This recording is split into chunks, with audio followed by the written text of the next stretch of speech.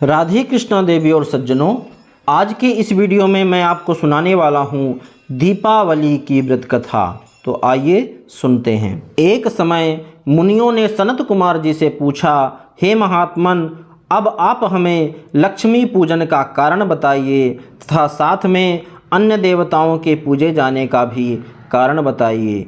मुनियों की यह बात सुनकर श्री सनत कुमार बोले, हे मुनियों, आप लोगों ने जो प्रश्न किया है उसे ध्यानपूर्वक सुनो। यही प्रश्न धर्मराज युधिष्ठिर ने भगवान श्री कृष्ण से पूछा था।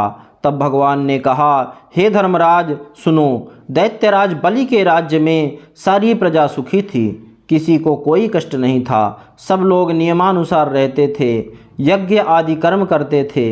एक बार राजा बलि ने 100 अश्वमेध यज्ञ करने की प्रतिज्ञा की, अतः उसने 99 अश्वमेध यज्ञ पूरे कर लिए। जब 100वां यज्ञ करने की उसने तैयारी की तो इंद्र बड़ा भयभीत हुआ और सोचने लगा, अगर इसने 100वां यज्ञ पूर्ण कर लिया तो यह कहीं मेरा सिंहासन न छीन ले।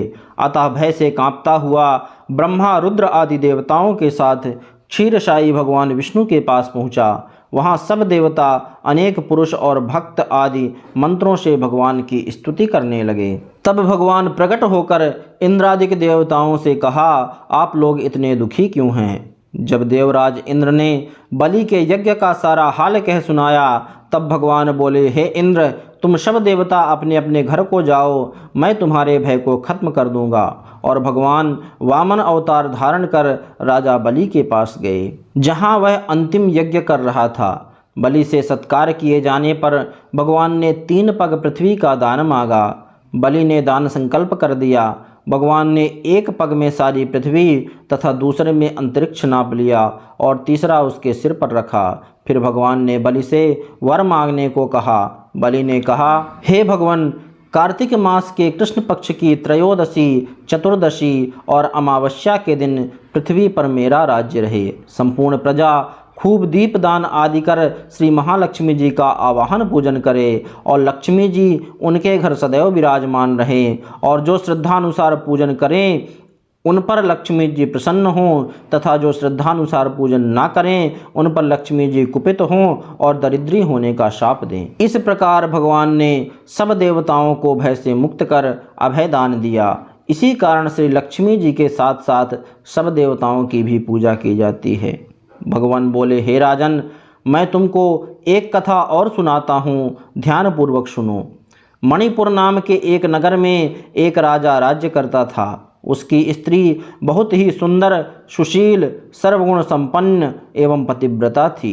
एक दिन वह अपनी प्यारी सखियों के साथ महल की छत पर बैठी हुई हास्य विलास कर रही थी। उसने मणिमाणिक्य आदि से जड़ा हुआ 9 लखा हार उतार कर समीप ही मुंडेर पर रख दिया। शीघ्र ही एक चील उस हार को अपनी चोंच में दबाकर उड़ गई। रानी यह देखकर बहुत ही उदास हुई और सारा हाल राजा से कह सुनाया। राजा चील पर बड़ा कुपित हुआ, पर करता क्या? रानी को समझाते हुए बोला, प्रिय, मैं तुम्हारा हार जहाँ पर भी चील डालेगी वहाँ से मंगवा दूंगा, चिंता ना करो। यह कहकर राजा सभा में गया और मुनादी वालों को बुलाकर कहा, तुम लोग मेरे राज्य में ड्योढ़ी फेर कर कह दो कि जो कोई भी रानी को 9 लखा हार ला कर देगा, राजा उसको मुँह मांगा इनाम देगा। यह सुनकर एक बुढ़िया राजा के पास पहुंची और वह हार दे दिया। राजा बड़ा प्रसन्न हुआ और इनाम मांगने को कहा। बुढ़िया ने कहा, राजन, आज से 8वें रोज दीपमाला है, श्री महालक्ष्मी जी का पूजन है, अतः राज्य में कोई भी आदमी दीपावली न मनावे, सिर्फ मैं ही दीपावली मनाऊंगी और लक्ष्मी जी का पूजन करूंगी। इसलिए तेल, बत्ती, दीपक आदि सब सामग्री आप मेरे यहाँ भिजवा दें। यह सुन राजा आश्चर्यचकित हो बोला, ऐसा करने से तुझे क्या लाभ होगा? बुढ़िया बोली, आज के दिन व्रत एवं लक्ष्मी पूजन से तथा दीपदान करने से लक्ष्मी जी प्रसन्न होती हैं और उसके घर सदैव निवास करती हैं। राजा ने कहा, यह मैं भी करूँगा। बुढ़िया बोली, पहले मैं करूँगी, बाद में तुम करना। ऐसा कहने पर राजा और बुढ़िया के घर अतुल संपत्ति, धन दौलत, हाथी घोड़े आदि हो गए। अतः हे धर्मराज, यह दीपावली का व्रत पूजन तुम भी करो, जिससे खोया हुआ राज्य, श्री तथा पुत्र पौत्र आदि तुमको पुनः प्राप्त हों। बोलिए श्री लक्ष्मी मैया की जय, भगवान नारायण की जय।